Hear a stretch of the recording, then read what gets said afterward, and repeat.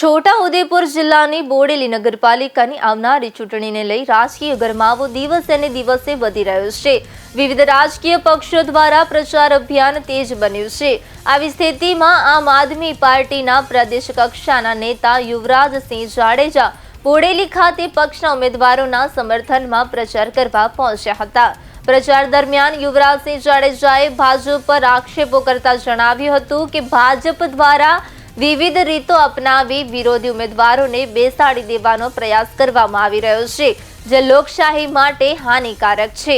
તેમણે વધુમાં ઉમેર્યું કે જનતા હવે આ નીતિઓને સારી રીતે સમજી ચૂકી છે અને પરિવર્તન તરફ આગળ વધી રહી છે। તેમણે વિશ્વાસ વ્યક્ત કર્યો હતો કે બોડેલી નગરપાલિકા સહિત છોટાઉદેપુર જિલ્લા પંચાયત અને તાલુકા પંચાયતોની ચૂંટણીમાં આ વખતે ચોક્કસ પરિવર્તન જોવા મળશે। આમ આદમી પાર્ટી જનતાના મુદ્દાઓને કેન્દ્રમાં રાખીને ચૂંટણી લડી રહી હોવાનું પણ તેમણે જણાવ્યું હતું।